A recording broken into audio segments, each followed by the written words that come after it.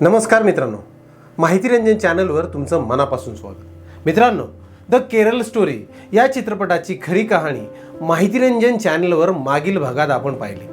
आता या भागात बघूया, एवढा गदारोळ उठलेला असताना सुद्धा लव जिहादचे कायदेशीर प्रकरण का सापडत नाहीये. एवढे ढळढळीत प्रकार चालू असतानाही न्यायव्यवस्था असं काहीच नाही असं का म्हणते.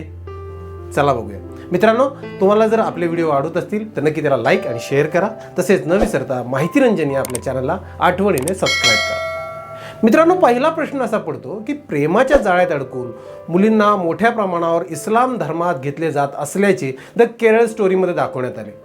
केरळमध्ये लव जिहाद खरंच सुरू आहे का? तर याचं उत्तर आहे 2009 मध्ये केरळ आणि कर्नाटक उच्च न्यायालयात 2 प्रकरणे दाखल करण्यात आली. त्यानंतर लव जिहाद प्रसिद्धीच्या झोतात आला. दोन्ही घटनांमध्ये मुलींच्या वडिलांनी आपल्या मुलीचे अपहरण करून मुस्लिम तरुणांशी जबरदस्तीने लग्न केल्याचा आरोप केला होता. आता त्यातलं पहिलं प्रकरण आहे. केरळ उच्च न्यायालयाचे न्यायमूर्ती के.टी. शंकरन म्हणाले की लव जिहाद आणि रोमिओ जिहादच्या नावाने चळवळ चालवली जात आहे हे सर्वश्रुत आहे. त्यांनी केरळच्या DGPंना अनेक प्रश्नांच्या उत्तरासाठी प्रतिज्ञापत्र दाखल करण्याचे निर्देश दिले. त्यातले काही महत्त्वाचे प्रश्न असे होते की देशात असे काही आंदोलन सुरू आहे का? भारतातील आणि परदेशातील कोणत्या संस्था यात सहभागी आहेत? या आंदोलनाला निधी कसा मिळतो? हे आंदोलन संपूर्ण भारतात चालू आहे का? आणि गेल्या 3 वर्षात किती विद्यार्थ्यांनी इस्लाम धर्म स्वीकारला? तसंच लव जिहाद किंवा प्रेमातला धोका, तस्करी आणि दहशतवादी कारवाया यांचा काही संबंध आहे का? यातलं दुसरं प्रकरण होतं सी सेल्वाराज यांनी कर्नाटक उच्च न्यायालयात आरोप केला की त्यांची मुलगी सिलजा राज हिचे एका मुस्लिम मुलाने अपहरण केले आणि कामराज नगर येथून केरळला नेले.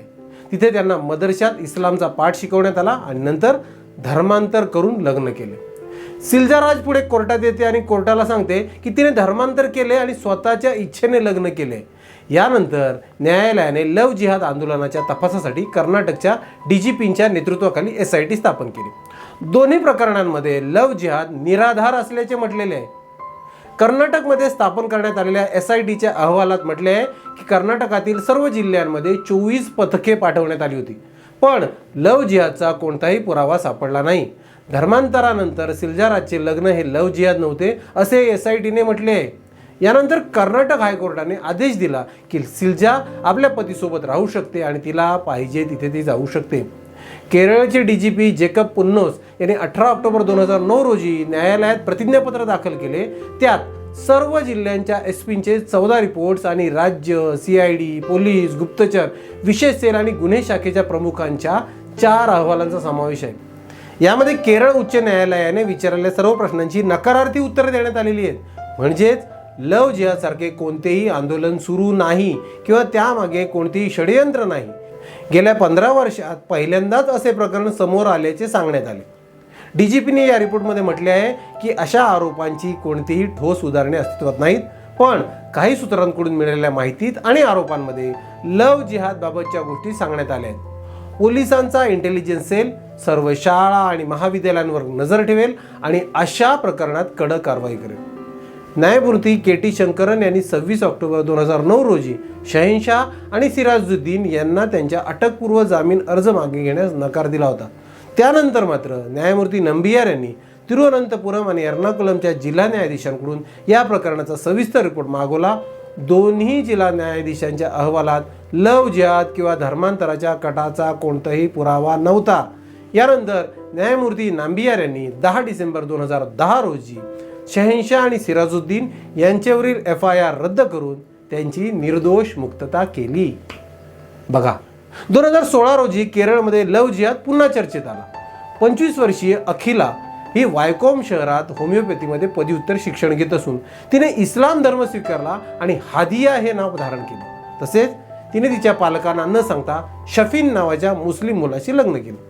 मुलीचे वडील M. अशोकन यांनी याला लव जिहादचे प्रकरण म्हटले आणि 2016 मध्ये केरळ उच्च न्यायालयात हेबिकस कॉर्पस याचिका दाखल केली. आपल्या मुलीचे बळजबरीने धर्मांतर करून तिचे लग्न लावून दिले असून ती बेपत्ता असल्याचा आरोप त्यांनी केला. मुलीच्या वडिलांच्या याचिकेवरून केरळ उच्च न्यायालयाने 24 मे 2017 रोजी हे लग्न रद्द केले. तसेच हादियाला तिच्या पालकांसोबत राहण्याचे आदेश दिले. यानंतर शफीनने म्हणजे तिच्या नवऱ्याने सर्वोच्च न्यायालयात धाव घेतली. सर्वोच्च न्यायालयाने मुलीच्या वडिलांना मुलीला हजर करण्याचे आदेश दिले. यानंतर हादियाने सर्वोच्च न्यायालयात प्रतिज्ञापत्र दाखल केले की ती मुस्लिम आहे आणि तिला मुस्लिमच राहायचं आहे. तिला शफीन जहांशी पत्नी बनून राहायचे आहे असेही तिने नमूद केले. यानंतर सर्वोच्च न्यायालयाने उच्च न्यायालयाचा आदेश रद्द केला. हादिया आणि शफीन पती पत्नी म्हणून जगू शकतील असे न्यायालयाने म्हटले आहे.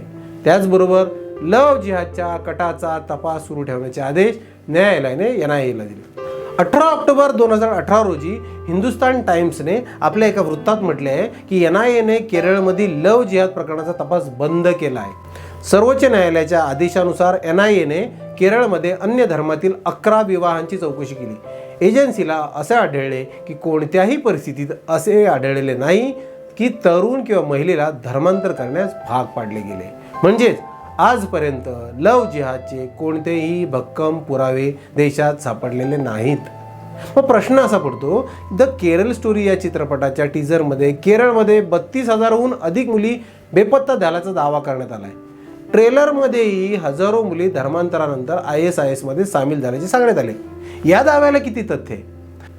याचं उत्तर आहे 15 जुलै 2016 रोजी टाइम्स ऑफ इंडियाने केरळच्या गुप्तचर विभागाच्या रिपोर्टचा हवाला दिला की कोझिकोड आणि मलप्पुरममधील 2 मान्यताप्राप्त धार्मिक धर्मांतर केंद्रांमध्ये 2011 ते 2015 दरम्यान 5,793 लोकांनी इस्लाम स्वीकारला.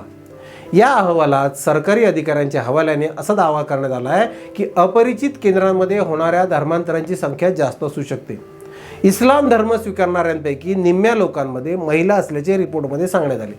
तसेच यापैकी बहुतेक स्त्रिया म्हणजे जवळजवळ 76% स्त्रिया या 35 वर्षापेक्षा कमी वयाच्या आहेत. धर्मांतर करणाऱ्यांपैकी 4,719 हिंदू आणि 1,074 ख्रिश्चन होते. 25 जून 2012 रोजी केरळचे मुख्यमंत्री ओमान चंडी यांनी विधानसभेत सांगितले की 2006 पासून 2,667 मुलींनी इस्लाम धर्म स्वीकारला आहे. आता सुरक्षा यंत्रणांचा अंदाज असा आहे की केरळमधील सुमारे 100 ते 120 लोक ISISमध्ये सामील झाले आहेत किंवा त्यात सामील होण्याचा प्रयत्न करत आहेत. त्यात अनेकांचा बळीही गेला आहे. ऑक्टोबर 2019 मलप्पुरममधील अभियांत्रिकी विद्यार्थी मोहम्मद मोहसिनच्या कुटुंबाला एक संदेश मिळाला की अफगाणिस्तानमध्ये अमेरिकेच्या ड्रोन हल्ल्यात त्यांचा एकुलता एक मुलगा मारला गेला आहे. 2014-2015 सुरक्षा यंत्रणांनी 17 भारतीयांची ओळख पटवली ज्यांच्यावर ISISमध्ये सामील झाल्याचा संशय होता. त्यातील 3 हे केरळचे होते. हे लोक मध्य पूर्वेत काम करत होते आणि 2013-2014 सिरियात स्थलांतरित झाले होते.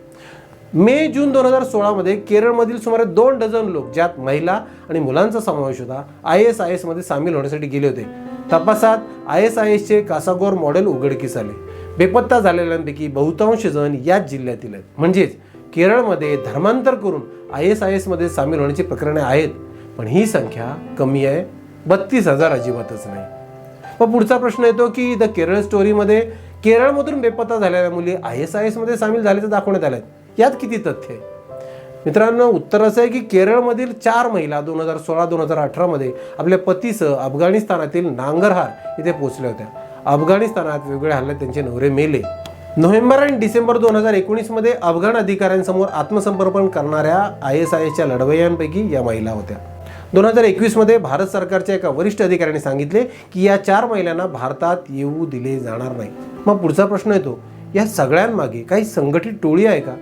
तर याचं उत्तर आहे 2009 केरळ उच्च न्यायालयात दिलेल्या प्रतिज्ञापत्रात केंद्र सरकारने लव जिहादबाबत देशात कोणतीही संघटित टोळी नसल्याचे सांगितलेले आहे. त्याच वेळेस केरळमधून ISISच्या भरतीमागे 3 मोठे मॉडेल सक्रिय असल्याचे म्हटलेले आहे. यामध्ये कासरगोड मॉडेल, कन्नूर मॉडेल आणि उमर अल हिंद मॉडेल शोधून काढलेले आहेत. थोडक्यात काय तर चित्रपटात दाखवलेले षडयंत्र हे तसे खरे आहे. हिंदू किंवा इतर धर्मीय तरुणींना मुस्लिम युवक गोड बोलून आणि इस्लामचा महिमा तसेच आपल्या सनातन धर्मातील चुका दाखवून दिशाभूल करून धर्म परिवर्तन करतायत. त्याला नाव लव जिहाद असेल किंवा रोमिओ जिहाद असेल, पण त्यांची संख्या 32,000 इतकी अजून तरी समोर आलेली नाही. कायद्यापुढे सगळे तर्क उलटे पडतायत कारण कायदा पुरावा मागतो. पण मित्रमंडळींनो, आपण वेळी सावध होणे गरजेचे आहे. कारण आजच्या व्हॉट्सअप युनिव्हर्सिटी आणि फेसबुकच्या या मायाजाळात आपल्या तरुणींच्या संपर्कात कोण अब्दुल कदीर आणि तिचे आधी मत आणि मग धर्म कधी बदलेल हे सांगता येत नाही. यावर आपले परखड मत काय ते कमेंट्समध्ये नक्की सांगा. यावर आपण काय उपाययोजना करू शकतो तेही सांगा. व्हिडिओ आवडला असेल तर नक्की लाईक आणि शेअर करा आणि जास्तीत जास्त नवतरुणींना दाखवा. आणि आठवणीने आपल्या माहितीरंजन या चॅनलला सबस्क्राईब करा. पुन्हा भेटू असाच मनोरंजक माहितीसोबत. तोपर्यंत सतर्क राहा आणि हसत राहा. धन्यवाद. जय हिंद, जय महाराष्ट्र.